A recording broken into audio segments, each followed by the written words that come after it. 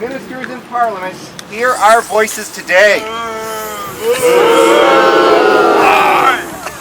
It is December of 1773, and trouble is brewing in a teacup. Parliament has passed a law making it easy for the East India Company to sell tea in America at bargain prices, but also demanding that a tax be paid on the tea before it can be landed. No! That should make you angry. Many colonists are angry not only about the tax, but also about the monopoly Parliament has granted to the East India Company. That company and their agents, Tories every one, are now the only people who can legally import tea into America. If Parliament can hand out monopolies like that, it could cripple trade here in the colonies. What gives them the right? Now is the hour of crisis. Have you heard the news? What news? 3 ships loaded with tea have landed in Boston, where patriots refuse to let them unload. Will Lexington stand silent while the people of Boston stand fast in resistance to tyranny? No!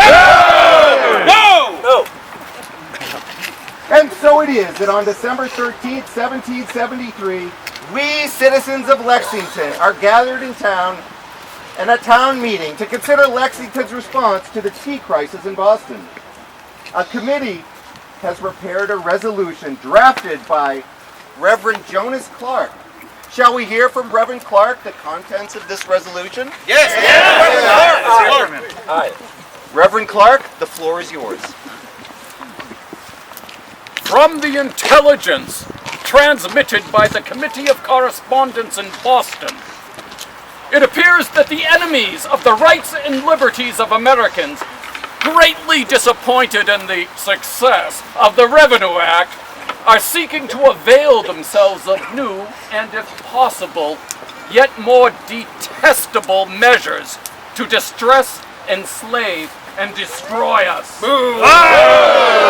Not enough that a tax was laid upon tea imported by us for the sole purpose of raising a revenue to support taskmasters, pensioners, etc., in idleness and luxury, but by a late act of Parliament to appease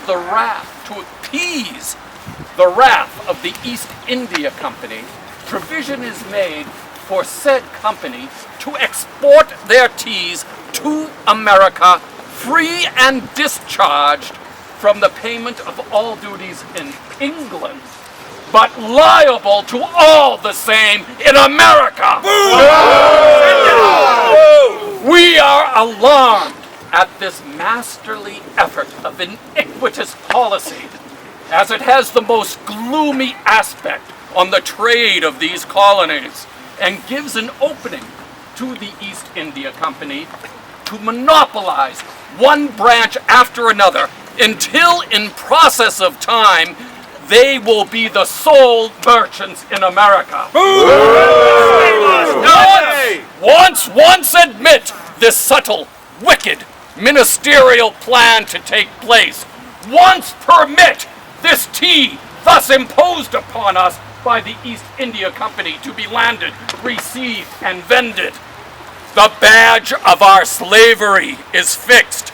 The foundation of ruin is surely laid, and we shall soon be obliged to bid farewell to the once flourishing trade of America, and an everlasting adieu to those glorious rights and liberties for which our worthy ancestors prayed, so bravely fought, so freely bled.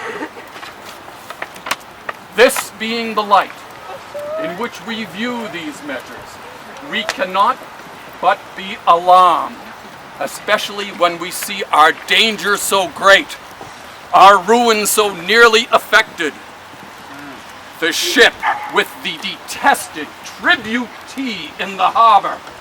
Therefore, we do, with the greatest seriousness and sincerity, come into the following resolves. That, as the Revenue Act appears to us to be a direct violation of our charter, rights, and liberties, we are determined to the utmost of our power to oppose them.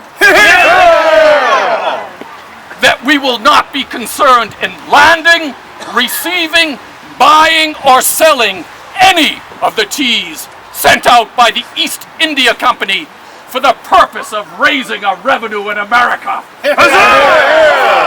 That if any head of a family in this town or any person shall purchase or consume any tea, such person shall be looked upon as an enemy to this town and to this country, and shall by this town be treated with neglect and contempt. That, with gratitude to our brethren in Boston, we are ready and resolved to concur with them in every rational measure that may be necessary for the preservation or recovery of our rights and liberties as Englishmen and Christians.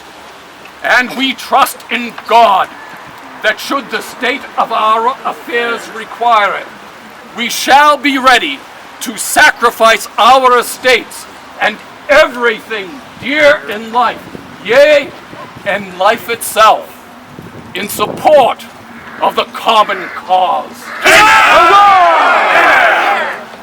You have heard the resolution. What say you?